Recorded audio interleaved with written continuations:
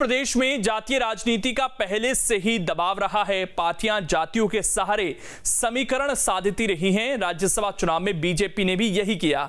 Local उम्मीदवार तो दिए ही, ओबीसी और एससी वर्गों को साधने की कोशिश की। इस मामले में कांग्रेस खाली हाथ दिख रही है। यह रिपोर्ट आप देखिए।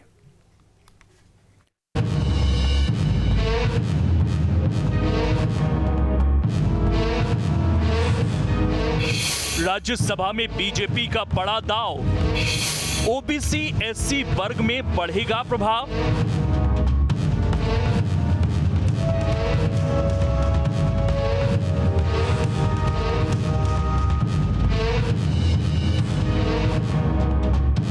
ये सवाल इसलिए क्योंकि बीजेपी ने राज्यसभा चुनाव के बहाने मास्टर स्ट्रोक चला है।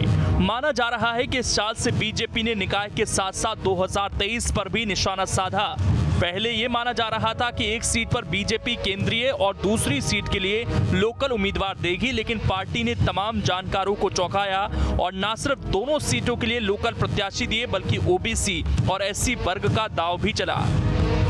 एक तरफ कविता पाटीदार को मौका देकर ओबीसी वर्ग को संदेश देने की कोशिश की गई, तो दूसरी तरफ सुमित्रा वाल्मीकि को उतारकर एससी को साधने की कवायद हुई। इतना ही नहीं, बीजेपी ने दोनों सीटों पर न सिर्फ नए चेहरे बल्कि दोनों पर महिला प्रत्याशी ही दिए। मतलब ये कि बीजेपी ने जाति के साथ साथ महिला कार्ड भी खेला।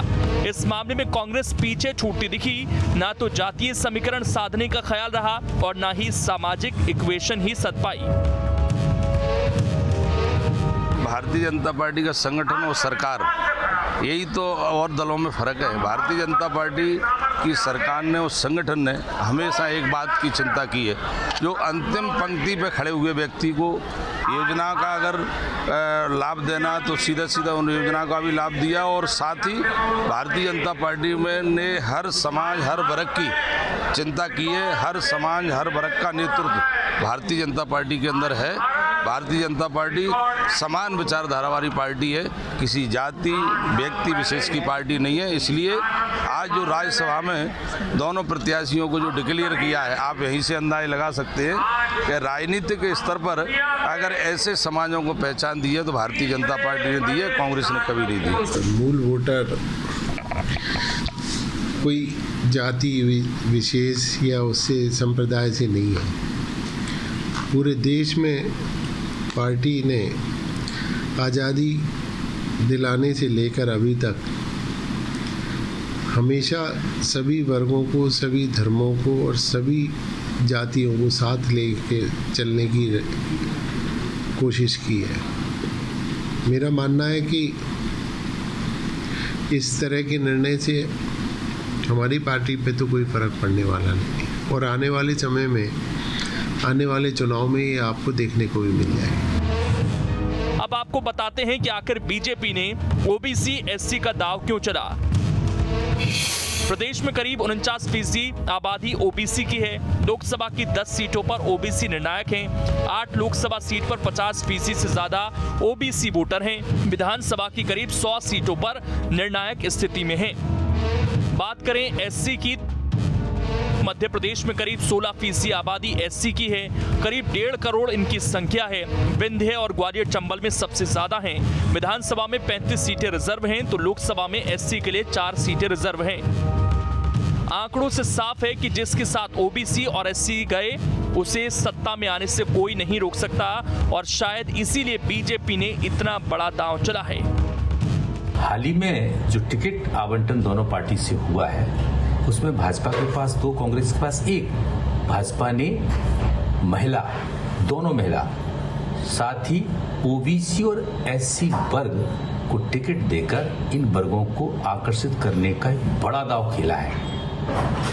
किंतु कांग्रेस के पास एक बड़ी मजबूरी थी, क्योंकि केवल एक ही सीट है। साथ ही विवेक तनखा का या तो वो टिकट ड्रॉप करते, लेकिन वो एक नए विवाद को जन्म नहीं देना चाहते, क्योंकि विवेक तनखा कश्मीरी पंडित हैं और कश्मीर फाइल्स फिल्म आने के बाद से अपोजिशन पार्टी ने इस इशू को बहुत ज्यादा आगे तक ले गए हैं। बीजेपी में राज्यसभा के लिए कई दिग्गजों की दावेदारी थी, लेकिन पार्टी ने तमाम चर्चाओं को न सिर्फ विराम दिया बल्कि कविता पाटीदार और सुमित्रा वाल्मीकि जैसे चेहरों को चुना, जो ना तो सुर्खियों में कभी रहीं और ना ही उनके नाम की कभी चर्चा हुई थी। बीजेपी को एक और फायदा होता दिख रहा है। वो अब सीधे कांग्रेस से सवाल पूछ रही है कि आखिर किस मजबूरी में विवेक तन्खा को रिपीट करना पड़ा। भारतीय जनता पार्टी ओबीसी और एससी वर्ग को साधने में राज्यसभा के चुनाव में कांग्रेस से आगे निकल गई है और इस बात का संदेश भी पार्टी ने दे दिया है। बीजेपी के नेता इस बात को अच्छी तरह जानते हैं कि 2 सीटों से ना तो सरकार बन रही और ना ही बिगड़ रही, लेकिन महिला सशक्तिकरण के साथ साथ अब आने वाले चुनावों में एससी और ओबीसी वर्ग को साधने के लिए इस बात को मजबूती से इन वर्गों के सामने रखा जा सकता है। जबकि कांग्रेस का मानना है कि पार्टी बीजेपी की तरह अवसर नहीं तलाशती बल्कि सभी वर्गों को समान समझती है और समय समय पर सभी को अधिकार देती है। Vinod Sharma, news state. तो कुल मिलाकर कहा यह जा रहा है कि यहां से भारतीय जनता पार्टी ने एक तीर से 3 निशाने लगाने की कोशिश की है।